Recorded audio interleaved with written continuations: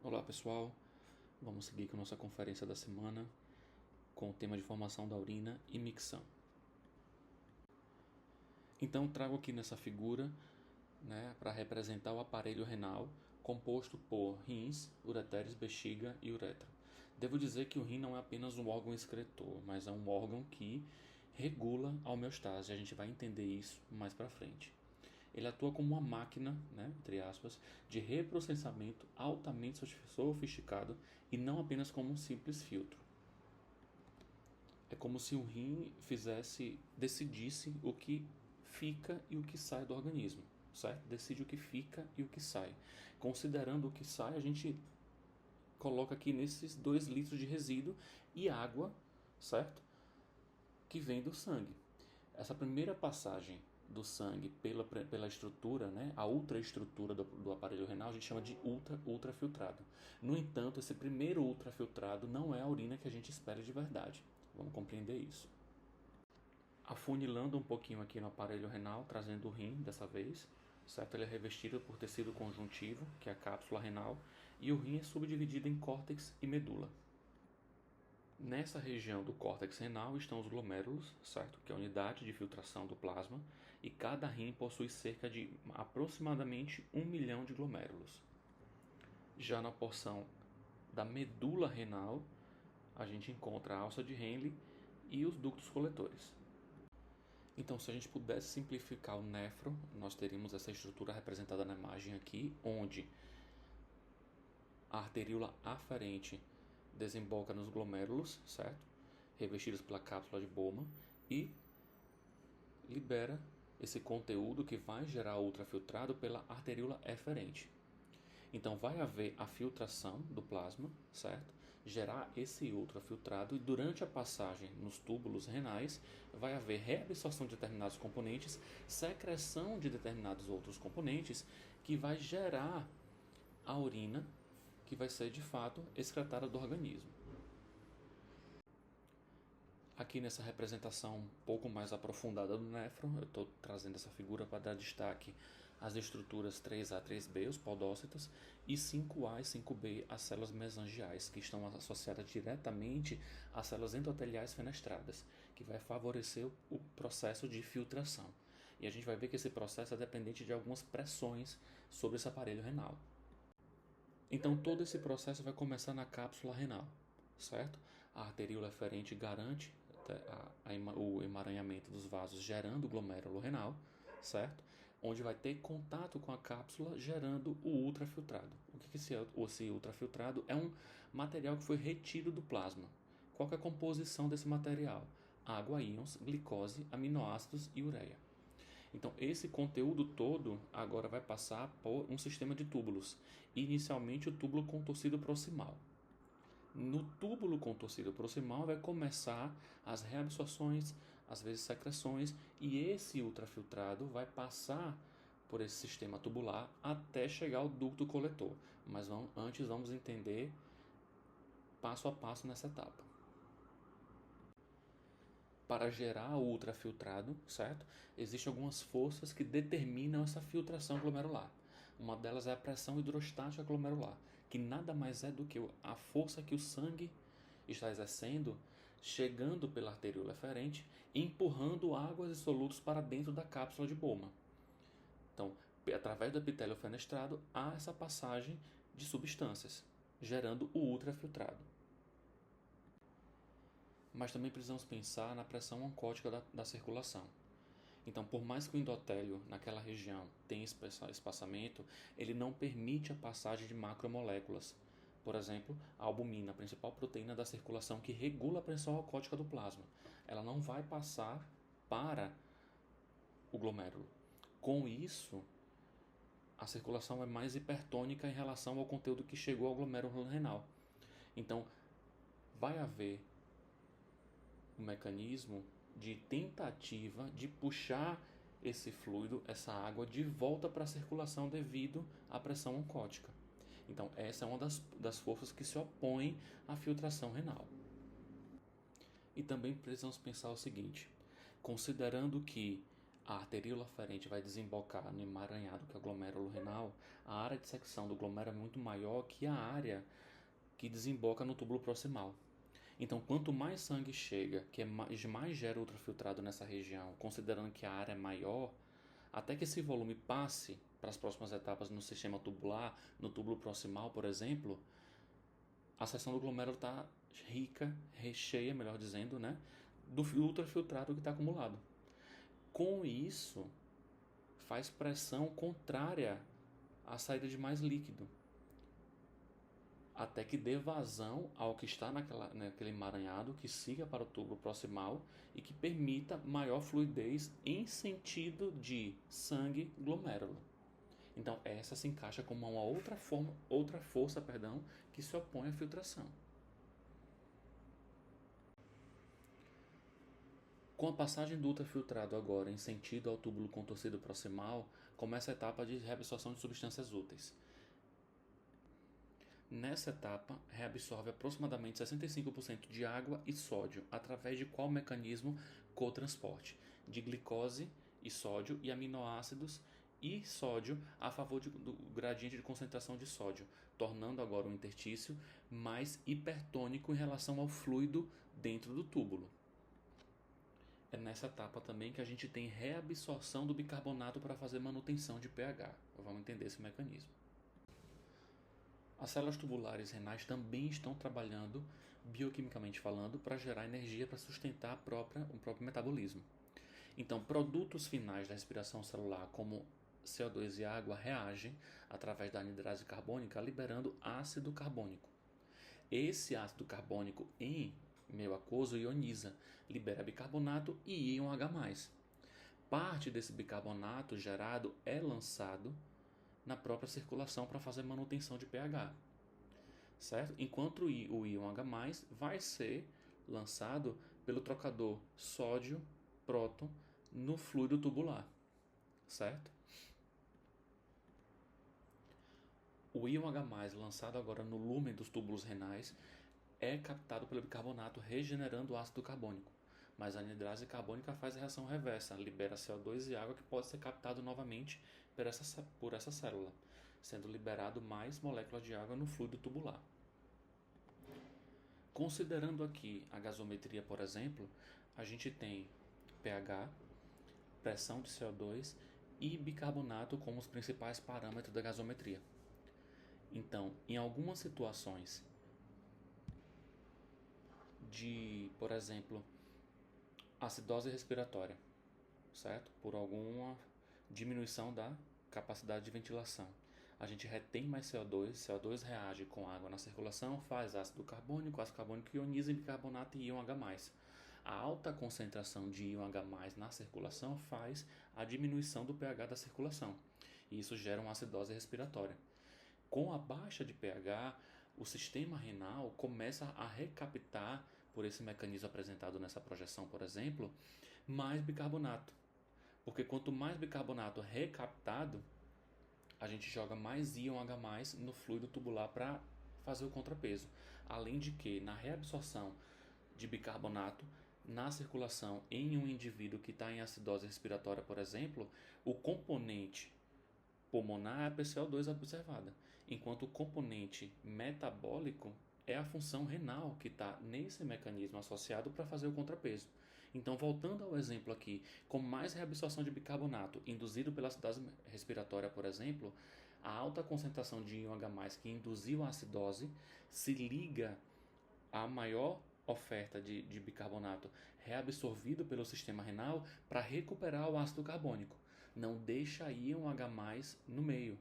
Então, a gente está protonando o bicarbonato para fazer manutenção de pH.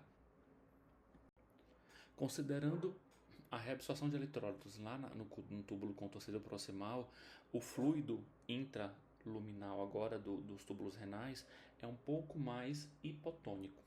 Então, na próxima região, que é a porção descendente, a alça de Henle aqui, ela é impermeável a eletrólitos.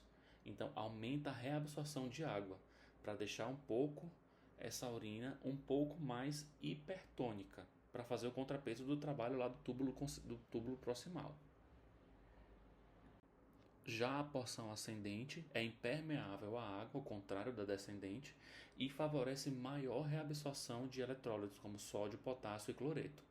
Resultado disso é uma diluição do filtrado e geração de um gradiente osmótico para a medula, que a gente chama isso de efeito contracorrente. A medula agora renal mais hipertônica garante maior reabsorção de água, o que vai concentrar a urina que vai ser jogada no ducto coletor. Então aqui a gente tem a representação das células tubulares renais fazendo o cotransporte lá na região do túbulo proximal contorcido. Glicose e sódio, aminoácido sódio, cotransporte a favor do gradiente de concentração. Isso vai gerar um ultrafiltrado mais hipotônico. Quando segue para a porção descendente, vai haver mais reabsorção de água, o que vai gerar ultrafiltrado agora um pouco mais hipertônico. Na porção ascendente, que é impermeável à água, vai favorecer a absorção de eletrólitos, o que deixa a medula, dessa vez, hipertônica, o que vai garantir nas próximas etapas, até desembocar no ducto coletor, que haja maior reabsorção de água, gerando uma urina agora concentrada, que vai ser desembocada no ducto coletor. Então, a porção ascendente, que é impermeável à água, mas permeável a eletrólitos, vai favorecer o aumento da osmolaridade da medula renal. A medula torna-se mais hipertônica, com isso favorece o processo osmótico de reabsorção de água. E esse mecanismo garante a concentração da urina que está sendo formada ali. Então, considerando esse efeito, o hormônio antidiurético vai favorecer o quê? O transporte de vesículas intracelulares, certo? Para aumentar a expressão de aquaporina 2 em membrana. Considerando que a medula está hipertônica, aumentando agora o número de canais de água na membrana para favorecer o processo osmótico, garantindo maior reabsorção de água, concentrando a urina. Então o ADH se liga ao receptor acoplado à proteína G, que ativa o AMP cíclico, ativa a PKA, e essa cascata de sinalização intracelular garante a translocação de vesículas carregadas de aquaporina para a membrana, favorecendo maior absorção de água e garantindo concentração da urina. Então essa figura ilustra que a gente acabou de conversar aqui. Então a medula vai ficar rica em soluto pelo mecanismo de absorção. Aumentando a concentração de soluto, a medula se torna mais hipertônica, o que garante o quê? Maior reabsorção de água e concentração da urina que vai para ureter e bexiga. Então, entre funções do aparelho renal, a gente tem o quê? Regulação do balanço eletrolítico e osmolaridade, considerando na reabsorção de sódio, cloreto, potássio, glicose, ureia, relacionado ao quê? A hormônios e aquaporina, como a gente conversou agora há pouco. Então, considerando esse mecanismo, deve haver a total reabsorção de glicose. Então, a depuração de glicose em um paciente fisiologicamente normal é zero. Ela é totalmente reabsorvida, tá? Então, em uma condição patológica como diabetes, suplanta a taxa de reabsorção tubular. Com isso, aumenta a concentração de glicose nos túbulos renais. Então, é puro mecanismo osmótico. Então, o diabético que não tem diagnóstico ou não está sendo tratado, tem um aumento da excreção de urina. Isso é caracterizado como poliúria. E a poliúria no diabético é puramente efeito osmótico.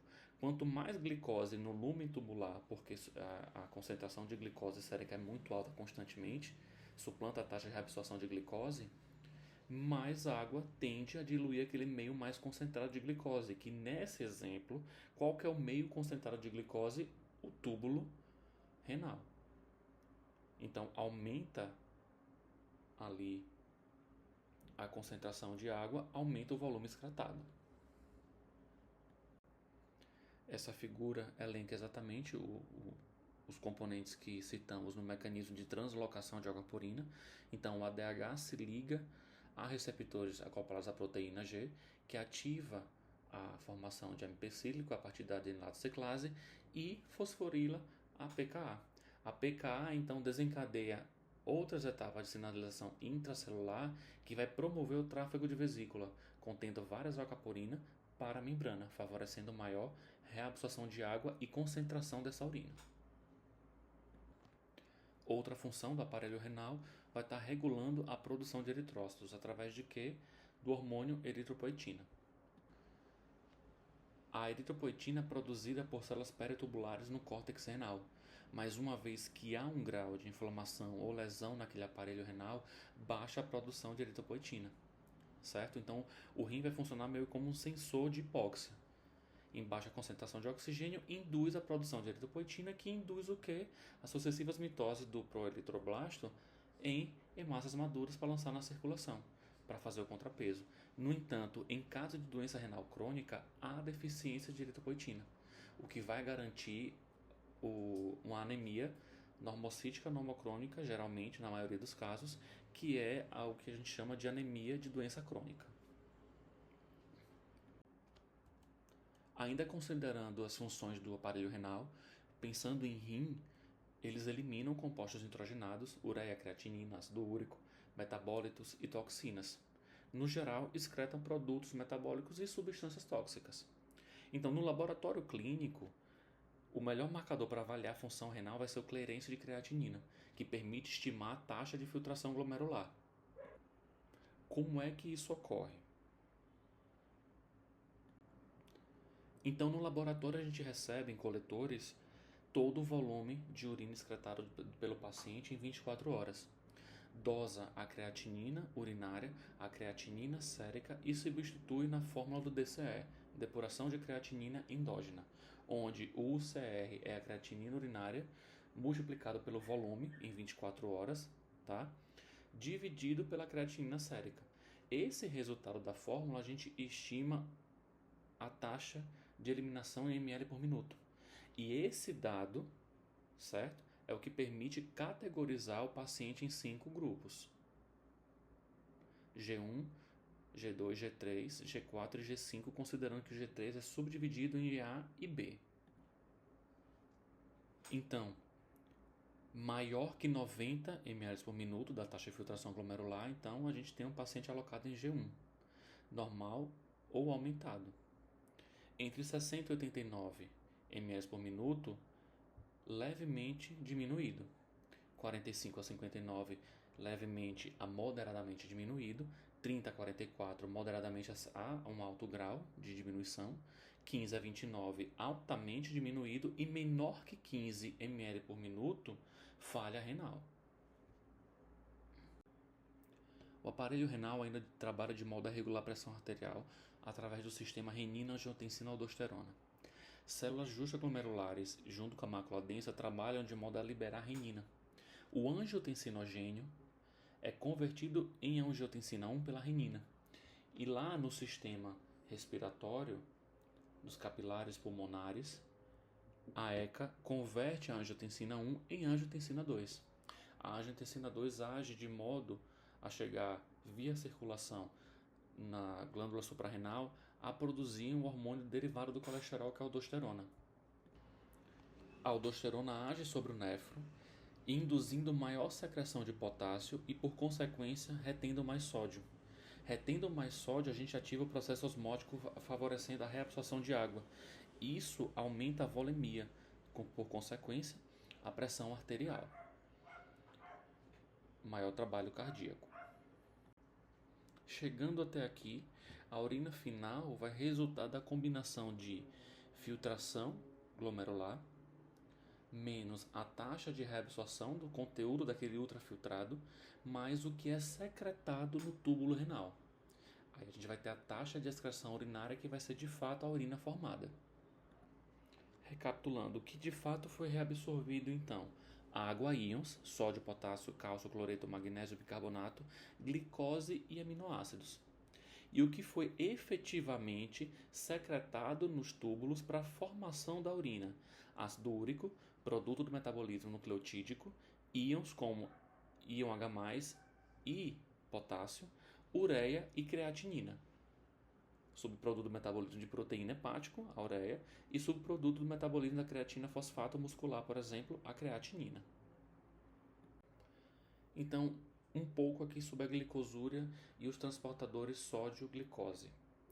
Primeiro, em um paciente que tem a glicemia constante maior que 180 mg por decilitro, satura os transportadores.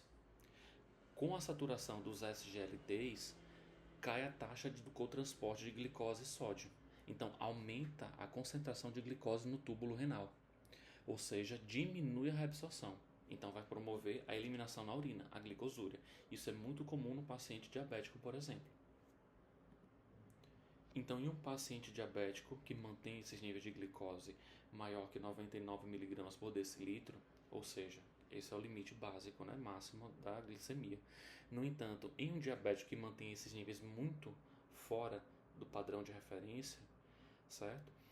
Uma estratégia associada para tentar manter a glicemia é a indução da excreção, é a indução da glicosúria.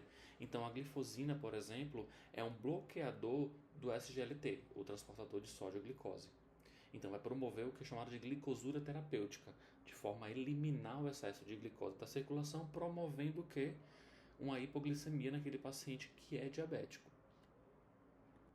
No entanto, isso precisa ser avaliado de maneira cautelosa, porque se bloqueia o cotransporte de glicose, cai a taxa de reabsorção de sódio, induzindo a natriúria. E, obviamente, a gente sabe que a reabsorção de sódio induz a reabsorção de água por mecanismo osmótico que vai mexer com a pressão do paciente. Então, como a diabetes pode promover dano no aparelho renal? Então, quanto maior o nível de glicose na circulação, a glicemia do paciente, até chegar à taxa de saturação, por exemplo, há uma maior captação de glicose e, com isso, o consumo de glicose na via da glicólise. Quanto mais metabolismo de glicose, aumenta a produção de radicais livres, certo? Espécie reativa de oxigênio e também produtos de glicação. Com isso, induz a expressão gênica daquela célula no aparelho renal a maior síntese de citocinas pró-inflamatórias no endotélio. Com o processo inflamatório acontecendo, a maior liberação de endotelina 1, que vai promover a vasoconstricção. Isso promove o aumento de fluxo e maior permeabilidade vascular, causando dano contínuo. Esse dano contínuo vai induzir a maior expressão de matriz extracelular, né, componente de matriz extracelular, fibronectina, colágeno, ácido hialurônico, que vai induzir fibrose, gerando o dano renal. Além disso, temos que falar dos produtos de glicação avançados. O excesso de glicose vai se ligar covalentemente nas células mesangiais, podócitos e endotélio. Isso ativa a sinalização que vai induzir fibrose e inflamação, a partir da ativação da via da PKC e o diacilglicerol.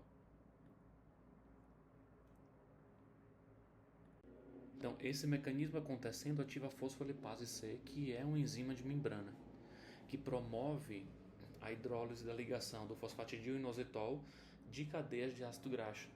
O diacilglicerol agora ativa a proteína sinase C, certo? Promovendo o quê? Aumento da produção de endotelina, que é um vasoconstrictor, o que vai garantir o aumento da pressão arterial intraglomerular, e isso diminui a síntese de óxido nítrico, que é um vasodilatador. Com isso, a gente está promovendo um efeito intracelular da ativação de NF-κB, o que aumenta a expressão de citocinas pró-inflamatórias. O aumento do TGF-beta, que é o fator de crescimento transformador beta, junto com a expressão de colágeno 4 e fibronectina, que são compostos de matriz extracelular, alteram a permeabilidade vascular, gerando o quê? Dano àquela região, no endotélio, garantindo passagem de proteína do vaso para os túbulos renais. E a gente conversou anteriormente que o endotélio fenestrado não garante a passagem de macromoléculas, mas com tanto dano e a fibrose, perde essa permeabilidade do vaso, garante perda de proteína na urina, proteinúria, que é um sinal clínico associado à lesão renal. Então, considerando todo esse mecanismo que a gente aprendeu agora e que a urina chega aos ductos coletores e desce para a bexiga via as ureteres, o principal componente de armazenamento ou esvaziamento da bexiga em relação à urina é uma musculatura lisa chamada de músculo destrusor. Então, ele vai estar associado a ciclo de relaxamento e contração associado ao quê? Aos esfínteres interno e externo para promover o ato voluntário, no entanto, involuntário da micção.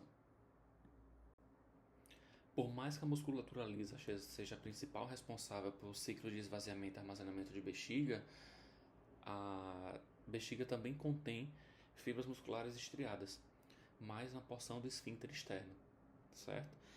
Então, esse ciclo de armazenamento e esvaziamento ocorre no indivíduo numa média de 4 a 7 vezes em 24 horas.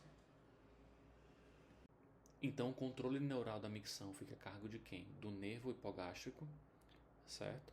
Sistema nervoso simpático, que vai estar induzindo o relaxamento do músculo destrutor junto com a contração do esfíncter interno. Então, a gente faz relaxamento da bexiga para fazer comportar, melhor dizendo, o maior volume de urina. No entanto, com o esfíncter interno contraído, não permite a micção.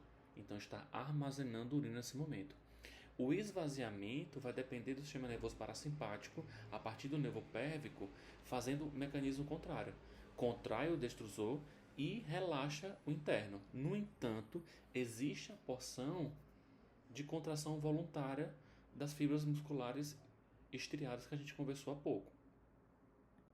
Por mais que haja contração do destrusor e relaxamento do esfíncter interno, o controle da micção também tem caráter voluntário a nível do nervo pudendo, certo? Porque o esfíncter externo, que é de musculatura estriada, faz a contração voluntária. Então, como de fato ocorre a regulação do esfíncter externo? Então, esse mecanismo é conhecido como reflexo de micção. Quanto mais a bexiga armazena um volume, promove distensão muscular. Isso gera um estiramento, promove a abertura de canal iônico naquela região de cálcio e sódio, despolariza a membrana de vias aferentes e esse sinal chega ao tronco encefálico no núcleo de Barrington. Qual que é a proposta aqui? Transformar um reflexo espinhal bruto em uma micção coordenada e eficiente. Porque a gente sabe que isso não somente a contração do destrusor e o relaxamento do esfíncter interno garante a eliminação da urina, por conta do esfíncter externo de fibras estriadas. Então, o nervo pudendo que está tonicamente ativado por conta da liberação de acetilcolina, tá? O tronco envia um sinal inibitório que barra a liberação de acetilcolina na fenda, desacopla a actina de miosina, gerando o que? Relaxamento do esfíncter interno. E esse mecanismo aqui é voluntário. Com o esfíncter externo agora relaxado, promove a eliminação do conteúdo da bexiga. Então, essas são as referências da nossa aula. Obrigado e nos encontramos na próxima aula teórica.